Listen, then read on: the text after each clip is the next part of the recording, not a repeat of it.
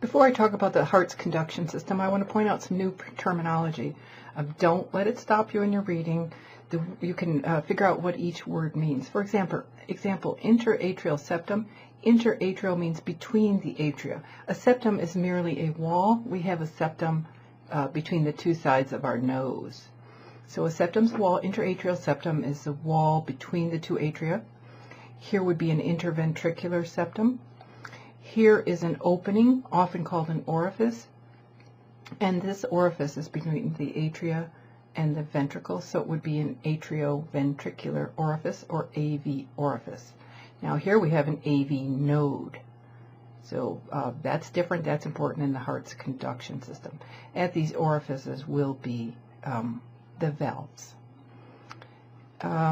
Over here you can see a beating cell. This is an individual cell from a chick embryo heart. Our cells will beat individually like this if they're growing in culture, separated. As they divide and grow in the culture and eventually touch other cells, they will beat together in unison. This is called a syncytium.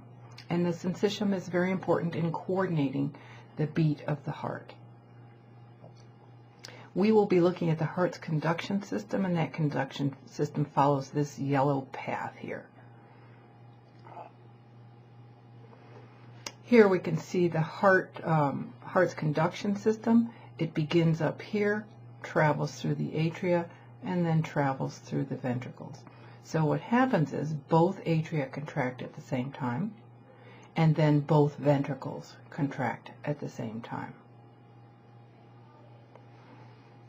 So the impulse begins here in the SA node, sinoatrial node, also called the pacemaker, and it is going to travel through both atria at the same time, so the atria will contract together.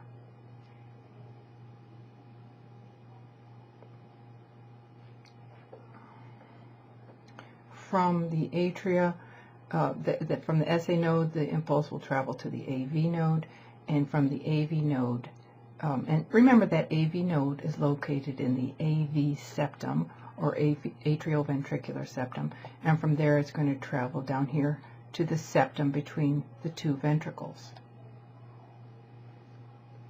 These fibers, called junctional fibers within the atria, are very small. The AV branches of the AV bundle right here lead to what are called the Purkinje fibers. So we've got two branches here, left and right branch, and the impulse will spread to the walls of the ventricles. This picture is a little misleading because this is the left ventricle, and the walls of that left ventricle are always much thicker than the walls of the right ventricle. But you can see that the impulse will travel through the walls of the ventricle as well as up through these papillary muscles, and when those papillary muscles contract, it's going to close those valves. Ventricular node. Action potentials pass slow. Action potentials originate in the sinoatrial node and travel across the wall of the atrium from the sinoatrial node to the atrioventricular node. Action potentials pass slowly through the atrioventricular node to give the atria time to contract. They then pass rapidly along the atrioventricular bundle, which extends from the atrioventricular node through the fibrous skeleton into the interventricular septum. The atrioventricular bundle divides into right and left bundle branches, and action potentials descend rapidly to the apex of each ventricle along the bundle branches. Action potentials are carried by the Purkinje fibers from the bundle branches to the ventricular walls. The rapid conduction from the atrioventricular bundle to the ends of the Purkinje fibers allows the ventricular muscle cells to contract in unison, providing a strong contraction. Which of the following is the correct pathway for the heart's conduction system?